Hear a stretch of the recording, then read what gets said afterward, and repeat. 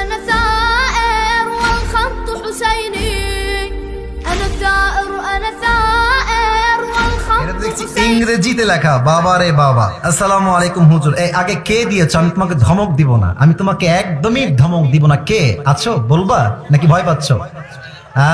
সোনামণি, দাল মে কুছ কালা তো জরুর হ্যায় ইহাঁ পে। আচ্ছা ঠিক আছে, যাও, আমি বলবো না। আমি আজকে তোমাকে নাম বলতে বলছি না, আমি পড়া ট্রাই করছি। এদিকে তাকান। আসসালামু আলাইকুম হুজুর, টেক লাভ। ওয়ালাইকুম আসসালাম। প্লিজ আনসার, দয়া করে উত্তর দিবেন। আচ্ছা, আ গার্ল নেমড এ, মানে সে পরিপূর্ণ নামটা উল্লেখ করে নাই, ঠিক আছে? সে লিখেছে marriage a boy named B without her parents permission. মানে একটা মেয়ে এবং একটা ছেলে, এই যে এ দিয়ে বি দিয়ে নাম দিয়ে বুঝাইছে, তারা আব্বা আম্মার পারমিশন ছাড়া বিয়ে করেছে। After some days the girl named A, ওই মেয়েটা, এ নামের মেয়েটা দূরে চলে গেছে, and marriage another boy named C without divorcing the boy named B. What should they do now? That's a very important question. সে প্রশ্ন করেছে কি, আমি বোঝাচ্ছি আপনাদেরকে। আমি আবারও পরে জাস্ট ট্রান্সলেশন করছি বোঝাবার স্বার্থে। A girl named A marriage a boy named B. একজন এ নামের ছেলে বি নামের মেয়েকে বিয়ে করেছে পারমিশন ছাড়া, উইথআউট হার প্যারেন্টস পারমিশন, কোনো অনুমতি ছাড়াই বিয়ে করেছে। After some days the girl named A marriage another boy. অর্থাৎ যেই মেয়েকে সেই প্রথম যুবক বিয়ে করেছিল, ওই মেয়েটা আরেক যুবককে বিয়ে করে ফেলেছে। এখন সে লিখেছে, এখন সে বলতেছে without divorcing the boy name B, অর্থাৎ আগে যে যুবকের সঙ্গে বিয়ে হয়েছিল তাকে ডিভোর্স দেওয়া ছাড়াই এই মেয়েটা আরেক জায়গায় বিয়ে করেছে। What should they do now? এখন তার প্রশ্ন হচ্ছে, হুজুর তারা কি করবে? প্রথম কথায় আমি বলতে চাই, মেয়েটার বিয়েটা হয় নাই। এর কারণ কি? যদি কোনো মেয়ে সেকেন্ড কোনো বিয়ে করতে চায় তার স্বামীকে রেখে, তার স্বামীকে তাকে তালাক দিতে হবে। তালাক দিলেই হবে না, 3টা পিরিয়ড পার করতে হবে।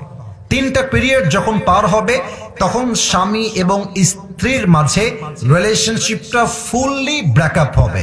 তখন মেয়েটা চাইলে অন্য কোনো জায়গায় বিয়ে বসতে পারে। এখন সে যে প্রশ্ন করেছে, এই প্রশ্ন হচ্ছে এমন, হুজুর সে ওই প্রথম ছেলেকে ডিভোর্স না দিয়ে আবার আরেক জায়গায় বিয়ে করেছে।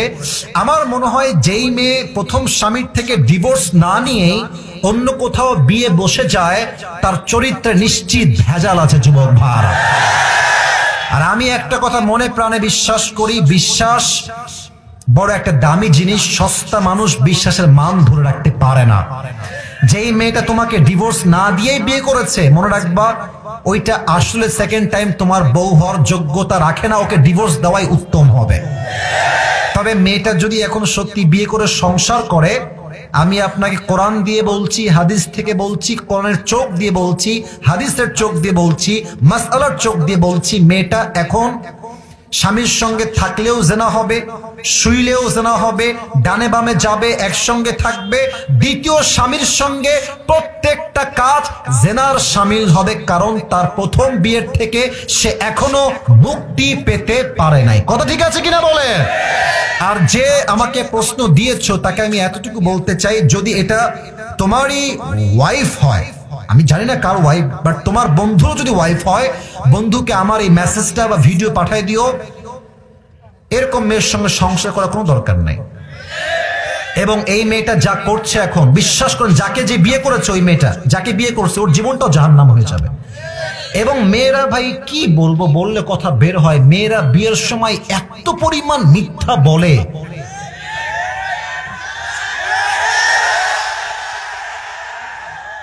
চার ঘাটে পানি খেয়ে আসছে বলে, আমি তো জীবনে কারোর দিকে চোখ তুলেও তাকাইনি, আমার কেউ দেখা।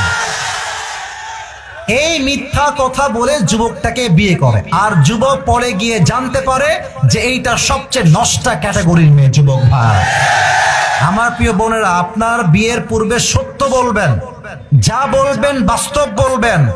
আপনি আজকে আটা মেখে বিয়ে করবেন, আপনাকে তো বাসর তো মুখ ধোয়া লাগবে যুবক ভাইরা। কথা ঠিক আছে না? তো আমরা বলি আগের বেজার ভালো, পরের বেজার ভালো না। যা আছে বলে দেন, বাস্তবতাকে হাইলাইট করেন। যে ভালোবাসবে সে সবকিছু মেনে আপনাকে ভালোবাসতে চাইবে, ঠিক কিনা?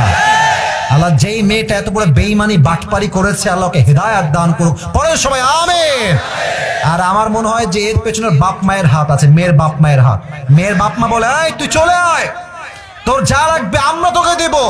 বাট মাথায় রাখবেন মেয়ের একবার ডিভোর্স হয়ে গেলে মেয়ের গায়ে কলঙ্কের দাগ লেগে যায় যুবক ভাইরা, নেক্সট টাইম সহজে বিয়ে হতে চায় না। তো যেই মেয়েটাই কাজ করেছে ওকেও আল্লাহ হেদায়েত দান করুক, আর যেই যুবককে ওই যে প্রথম পুরুষ যাকে সে বিয়ে করেছিল আল্লাহ তাকেও সহি সমাজ দান করুক, সবর দান করুক। আমরা সকলেই পড়ছি আমিন।